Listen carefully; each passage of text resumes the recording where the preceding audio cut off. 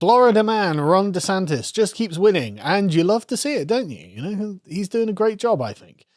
So we've got some recent polling from the St. Leo University Polling Institute, and Floridians generally think that Florida man's doing pretty great. You've got some interesting approval ratings here. Just how would you rate the job that Ron DeSantis is doing? And 36% of Floridians strongly approve. That's a lot. One third of the people are like, yeah, he's doing brilliantly. And then, solid. Yeah, but you've got 29% who strongly disapprove. So you can see the partisan split there. But another 20% somewhat approve, to a combined rating of 56% generally approve and 40% generally disapprove. But that's excellent. 16% up on the approval rating. Good for him. And you've got people's views on his handling of the COVID pandemic in Florida, which is a 53% approve, 42% disapprove. Again, it's deeply, deeply partisan. This is all about the media diets of the people being polled. And you can see that sort of like, normally you would think that strongly on either end of the scale would be the smaller number. It'd be like 10 or 15% strongly or, approve or disapprove. But no, it's 30 and 30 on either side, with just the moderates being like 19 and 10. So like you can see the complete split here. But at least DeSantis is doing a good job and winning. And so he's absolutely demolishing his Democrat opponents in Florida. If we can go to the next one, you can see the latest polls. This is just a collection of polls. And he's just generally up. If you can scroll across to the right a bit, so you can see the net result, often in double digits, up on any of his opponents. And so the raw partisanship of the American political environment, at least in Florida is a red state and getting redder by the actions that he's been doing, because at the end of the day, it has results. He is, of course, the favorite to be re-elected because there's an election this year. Apparently, you need to log into that one to see what's going on. So don't worry, I didn't have to log in to see that for some reason. But this was just a betting site, basically. Okay. It looks kind of dodgy, doesn't it? But it's a betting site that gives you odds. But don't worry. Go to the next one. Florida is, in fact, so red that in some districts, the Democrats can't even get candidates. Oh, dear. Yeah, not good, is it? No. So apparently a bunch of candidates for South Florida House seats have both dropped their bids because they're just not going to get it. And as this article points out, demographic trends do not seem to be on the Democrat side. In the Miami-Dade County, the mayor of the county is a Democrat, but the mayor of the city of Miami is a Republican. According to Gallup, Republicans have had a significant advantage in party affiliation because the Hispanics are like, wait, the Democrats are crazy communists? We've just fled crazy communism in Cuba because, of course, they have a huge Cuban community in Florida. I would rather not have it back. Yes, they're getting deeply Republican, and good for them.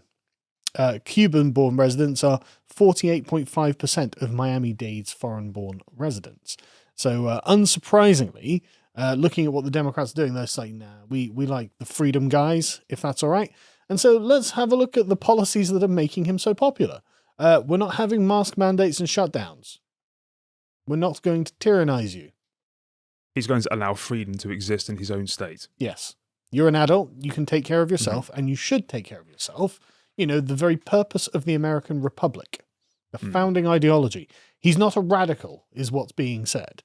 He's a completely orthodox American Republican, and he's doing a great job. I mean, DeSantis just like, we're not shutting down. We're going to have schools open. We're protecting every Floridian's job in the state. We're protecting people's small businesses. These interventions have failed time and time again throughout this pandemic, not just in the United States.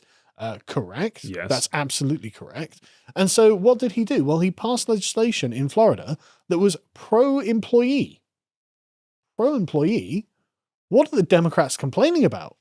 Surely all of the socialists should be like, well, yeah, we should be protecting the employee against the employer, which is exactly what DeSantis has done, right? So the private employers can't mandate vaccines. That's banned, right?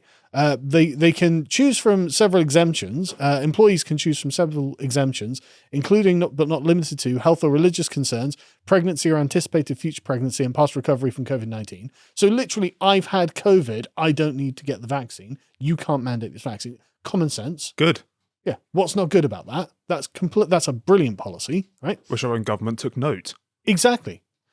Employees can choose to opt for periodic testing, or PPE is an exemption as well, so they can just wear a mask. instead of getting a vaccine, or they can just not and just say, I have a religious exemption, because how are you going to prove it, Or it's stupid the WHO says as well. Yes, that's true. And the employers must cover the costs of the testing and the PPE exemptions for the employees. So you're not going to pay for this out of your own pocket, unlike in other places. And employers who violate these employee health protections will be fined, and various series of fines. And of course, there won't be any shutdowns or anything like that. Government entities won't require vaccinations of anyone, including employees. And so if you're an employee, this is good for you. This is all entirely in your favor. The school districts are not going to quarantine healthy students. They won't have masks. This is all good news for the people involved. I can't see how any grassroots labour movement would disagree with this. No, I can't see how they didn't come out with this themselves. No, I mean, dare I say it, even Corbyn would support this, I'm sure. You would think so, because, at the end of the day, it's not like they can't get vaccinated if they want to. So, this is the best of all, both worlds, I would have said. And it seems to have worked as well, because on January the 20th, we can look at the COVID cases in Florida. Suspiciously low. Like the blue is the good bits on this graph, as you can see. And Florida has some of the lowest cases in all of the United States, and the most sensible COVID policies. How's California doing? Pretty appallingly from what I can see. Yeah, not great. Anyway, moving on. What else has Florida man been doing? Well, he's been banning critical race theory. Oh, brilliant. Yeah, you can hear the screeching. Critical race theories are being taught in classes. Okay, then it's no problem if we ban it. We've just banned nothing. What are you complaining about? Oh, you're really upset. Why? Why would that be? Because you're lying. That's why. But anyway, yeah, he put forward an amendment that blocks topics that distort historical events, naming critical race theory, the 1619 Project, and lessons that minimize or deny the Holocaust. I can't imagine there are many of them. Nope. But it has to be done on an even field, though, doesn't it? It has to be fair. You've got to be real about these things. But that's the point. He's specifically naming these communist subversive projects, which are critical race theory and the 1619 Project, in order to cast the United States as an evil, racist empire, basically. DeSantis' view on this is, well, he's just like, well, look, this is really toxic. It's causing a lot of divisions. I think it will cause people to think of themselves more as a member of a particular race based on skin color, rather than based on the content of their character and based on their hard work and what they're trying to accomplish in life. Perfect. Yeah. Perfect framing. Nothing else needs to be said. Yep. And so looking at what's happening with the GOP in general, Trump still dominates the field with DeSantis in a distant second, because Trump is, of course, Donald Trump.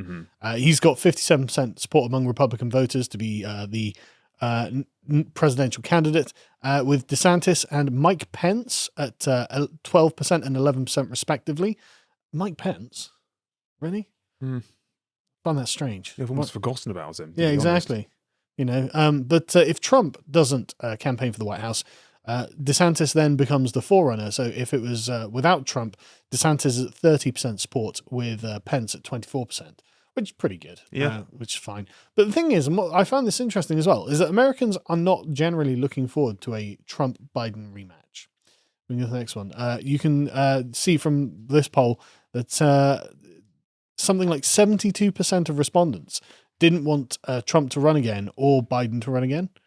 They just didn't want this matchup again. And so it's like, right, okay. I mean, I particularly don't. No. I think Trump's hilarious, and I really enjoyed politics when he was in it, but they are both nearly 80. DeSantis is at least, alive. Yeah. You have to pass the baton on to someone with a bit more. Yeah. I mean, Trump's still got energy. Yes, and if Trump, for how long? That's the question. Exactly, and he's got this kind of belligerent spirit about him that I can see will keep him going a lot better than Joe Biden. But come on, Americans! When the two leading presidential candidates are nearly 80 and 70% of them don't want to run, just get someone else. If you enjoyed that segment from the podcast, The Lotus Eaters, you can go to lotuseaters.com to get access to all the premium content we have on the site, such as this video, which is the monarchy question. So this is a debate between Carl and Josh about whether the monarchy is good or bad, and my personal opinion is monarchy's good, so Josh lost. But anyway, let's go to the next link in which you can follow us on Getter to see what else is coming out on the website. That is at lotuseaters_com. Thank you and goodbye.